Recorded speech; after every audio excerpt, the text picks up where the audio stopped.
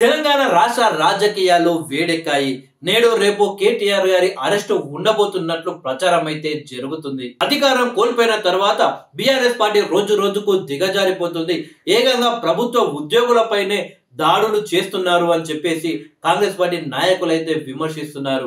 వికారాబాద్ జిల్లా లగచెర్ల దాడి ఘటన రాష్ట్రంలో పొలిటికల్ హీట్ పెంచుతుంది. కలెక్టర్ సహా అధికారులపై దాడి వెనుక బీఆర్ఎస్ వర్కింగ్ ప్రెసిడెంట్ కేటీఆర్ ప్రమేయం ఉందని పోలీసులు రిమాండ్ రిపోర్ట్లో పేర్కొనడం రాజకీయ ప్రకంపనలకు దారితీస్తుంది. దీంతో ఈ వ్యవహారంలో కేటీఆర్ అరెస్టు తప్పదనే టాక్ బలంగా వినిపిస్తుంది. ఈ కేసులో A1గా మాజీ ఎమ్మెల్యే పట్నం నరేందర్ రెడ్డిని ఇప్పటికే అరెస్టు చేసి విచారించగా రాజకీయంగా ప్రయోజనం పొందేందుకే పథకం ప్రకారం కేటీఆర్ ఆదేశాలతో దాడి చేసినట్లు తన వాగ్మూలంలో పేర్కొన్నట్లు పోలీసులు వెల్లడించారు.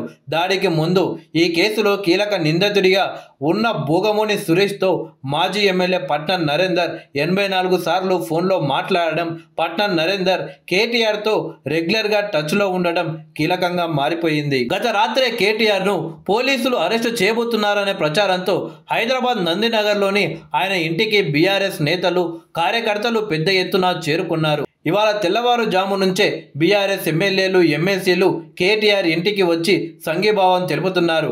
మాజీ మంత్రి హరీష్ రావు ఇవాళ ఉదయం కేటీఆర్ నివాసానికి వెళ్లి ఆయనతో చర్చలు జరిపారు.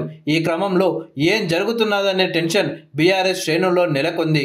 అధికారులపై దాడి ఘటనకు 2-3 రోజుల ముందు లగచెర్లలో పర్యటించిన పట్నం నరేందర్ రెడ్డి గ్రామస్తులతో ముచ్చటించినట్టు తెలుస్తుంది.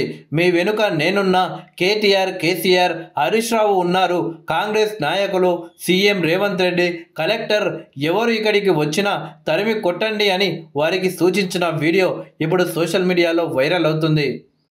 ఇక ప్రెస్ మీట్లో సురేష్ మా పార్టీ చెందిన నేతే అని, తనను సురేష్ ఎప్పుడూ కలుస్తుంటాడని కేటీఆర్ అంగీకరించడం కీలకంగా మారింది. ఈ కేసును ప్రభుత్వం సీరియస్గా తీసుకొని ఉన్నత స్థాయి దర్యాప్తునకు ఆదేశించడం ఉత్కంఠ రేపుతుంది. విచారణ జరుపుతున్న అధికారులు దాడి వెనుక ఉన్న కుట్రకోణంలో పక్కాగా ఆధారాలు సేకరించారని తెలుస్తుంది. దీంతో దాడి కేసులో కేటీఆర్ మెడకు ఉచ్చు బిగిస్తుందని టాక్ వినిపిస్తుంది.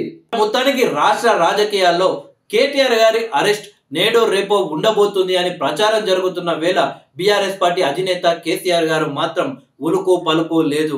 ఆయన ఏ విధంగా కూడా కేటీఆర్ అరెస్ట్ పై స్పందించడం లేదు. రాష్ట్రంలో ఇంత పెద్ద ఎత్తున బీఆర్ఎస్ అలాగే కాంగ్రెస్ నాయకుల మధ్య బిగ్ ఫైట్ నడుస్తున్నప్పటికీ ఆ పార్టీ అధినేత కేసీఆర్ గారు మాత్రం స్పందించడం లేదు. కేటీఆర్ అరెస్టు గురించి ఒక్క మాట కూడా మాట్లాడడం లేదు. గతంలో కల్వకుంట్ల కవిత అరెస్ట్ అయినప్పటికీ కేసీఆర్ నెల రోజుల తర్వాత కవిత అరెస్ట్ పై మాట్లాడడం జరిగింది. ఇప్పుడు కేటీఆర్ విషయంలో కూడా ఇలా కేసీఆర్ గారు నిశ్శబ్దంగా ఉండడం కాంగ్రెస్ పార్టీ నాయకుల్లో చర్చనీయాంశంగా మారిపోయింది.